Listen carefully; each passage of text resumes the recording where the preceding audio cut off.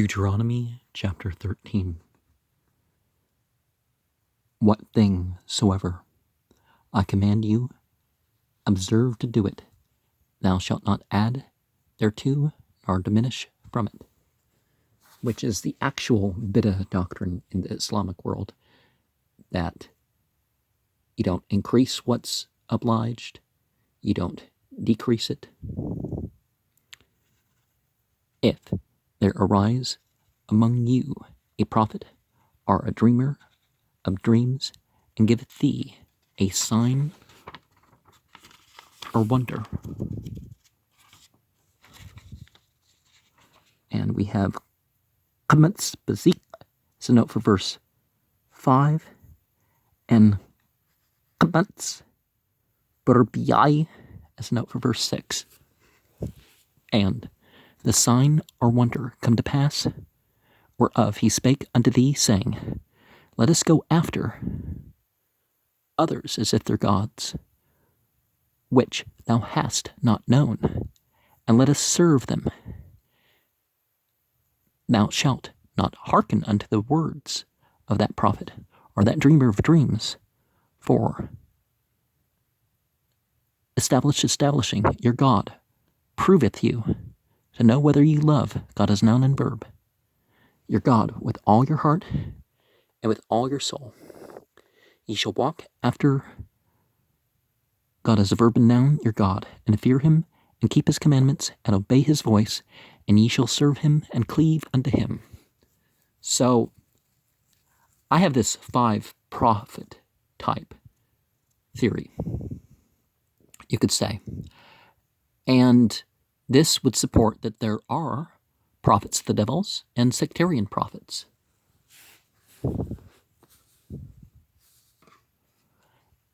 And that prophet, or that dreamer of dreams, shall be put to death, because he hath spoken to turn you away from God as a verb and noun, your God, which brought you out of the land of Egypt, and redeemed you out of the house of bondage, to thrust thee out of the way which establishing thy God commanded thee to walk in, so shalt thou put the evil away from the midst of thee. Now, there were 2 false prophets, you could say, or perhaps, other type of prophet, or, biblically people say false prophet. But they, under Muhammad, were allowed to live. The same thing with the third, wasn't put to death. But 2 of those 3 ended up accepting Islam after Muhammad died. So to give a comparison about, if thy brother, the son of thy mother, or thy son, or thy daughter, or the wife of thy bosom, or thy friend, which is as thine own soul, entice thee secretly, saying, Let us go and serve others as gods, which thou hast not known, thou nor thy fathers, namely, of what is taken to be gods among the peoples which are round about you, nigh unto thee or far from thee, from one end of the earth even unto the other end of the earth. Thou shalt not consent unto him, nor hearken unto him. Him is gender neutral, by the way, because obviously daughters and wives and all that. Neither shall thine eye pity him, neither shalt thou spare, neither shalt thou conceal him, but thou shalt surely kill him. Thine hand shall be first upon him, to put him to death, and afterwards the hand of all the people. And so you see why so many Christians have been being killed since they established the state of Israel in that land. And thou shalt stone him with stones, that he die, because he hath sought to thrust thee away from God as a verb and noun, thy God, which brought thee out of the land of Egypt, from the house of bondage. And all Israel shall hear and fear, and shall do no more any such wickedness, as this is in thy midst. If thou shalt hear any say in one of thy cities, which God as a verb and noun, thy God hath given thee to dwell there, saying, Certain men, wicked fellows, are gone out from thy midst, and have withdrawn the inhabitants of their city, saying, Lo, let us go and serve others as gods, which ye have not known. Then shalt thou inquire, and make search, and act diligently, and behold, if it be truth, and the thing certain, that such abomination is wrought in thy midst, thou shalt surely smite the inhabitants of that city with the edge of the sword, destroying it utterly, and all that is therein, and the cattle thereof, with the edge of the sword. Now, I don't quite get that, because unless they're doing some of what was done in some cultures with the animal sacrifices before they were slaughtered, but the cattle are innocent. But when you become this intolerant, and thou shalt gather all the spoil of it, and at the midst of the street thereof, and thou shalt burn with fire the city, and all the spoil thereof entirely, for God is a verb and noun, thy God, and it shall be an heap forever, and it shall not be built again. And Muhammad also told people that in previous nations, like among the Israelites, they were forbidden from taking the spoils because they didn't want, the prophets were telling them that they shouldn't have the motivation of, the clothing and jewelry and all that stuff that people would have of a place. Well, that the motivation is implied, but former nations were not allowed the general spoils. And there shall cleave not of the cursed thing to thine hand, that God as verb and noun may turn from the fierceness of his anger, and show thee mercy, and have compassion upon thee, and multiply thee as he hath sworn unto thy fathers. When thou shalt hearken unto the voice of established thy God, to keep all his commandments, which I command thee this day, to do that which is right in the eyes of God as verb and noun, thy God. And that's the thing. The prophets of whatever religion you follow, they're there to be the mouthpieces for divinity. They're not just there, just claim belief in them, and that's enough. It's silly to think it works that way. Or just be in their community, and you're, Atkul Hadber Asher Anki Matswa Atkum Atu Teshmaru Lashut La Tusith Alyu Wallah Tagura Memnu Ki Yakum Bukerbuk Nabia Au Chlum Winton Alik Out Au Mupet Wapa Hout Wah Mupet Asher Dipper Alik Lemmer Nilka Atri Elhim Atrim Asher La Yid Atum Wun Abdum La Teshma Al Debri Hanbia Hahwa Al Chulum Hatchlum Hahwa Ki Mansa Yahwa Al Hikam Atkum Led At Hishkum Ahbim At Yahwa Al Hikam Bakal Lib Bakam Wabkal Napshapkum Atri Yahwa Al Hikam Tulku Watu Tirau Wat Matsut Tiu Tashmru Wabkalu Tashmau Watu Tabadu Wabu Ted Bakun Wa Nabia Hahwa au chulm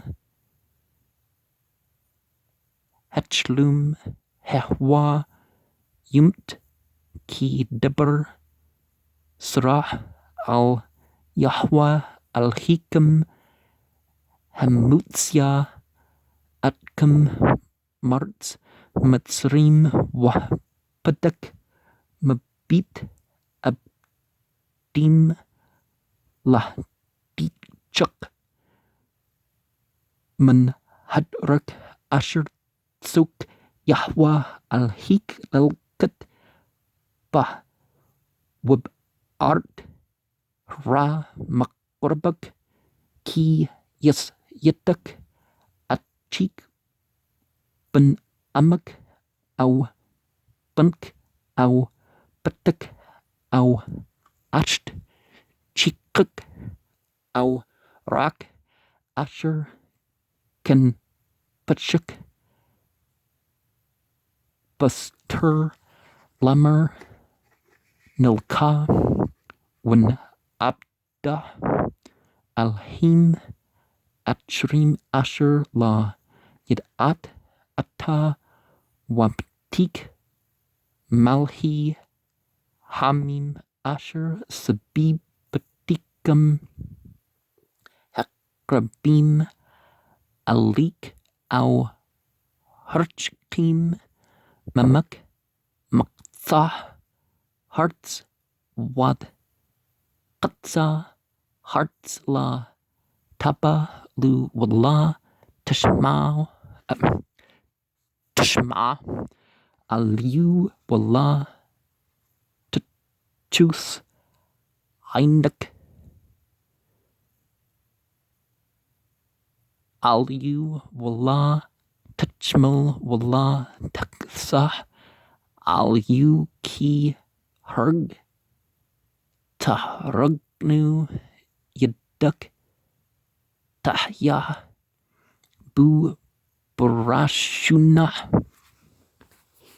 lah mitu widkul ham bachrana wasqaltu babnim wumt ki bakash lahdit chuk mal Yahwa al-hik hambutsyak marts mitzrim mabit abdim wakal yashral yishmal wiraun wallah yuthpu lashut ketber hara hasa bakrabak ki tashma bachet arik asher Yahwa al-hik natan lak lashbat shem lamer yitzau anshim bani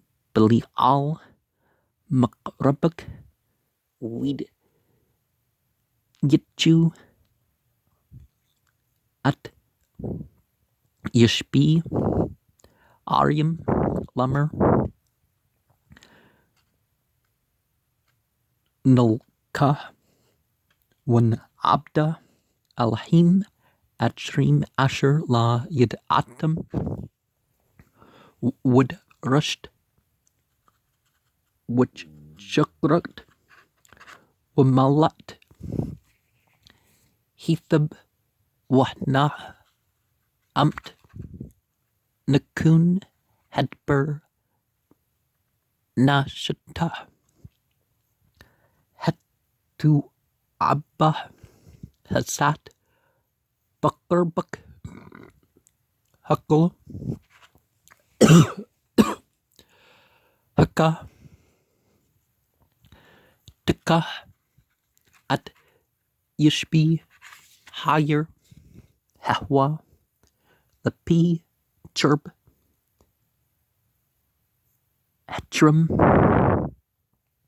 atta wat kul asher bah wat bah matah lepi chirp wat kul shala takabats al tuk Brutba, Wish Ruput, Bash, at Higher Watkul, Shlah, Kleel,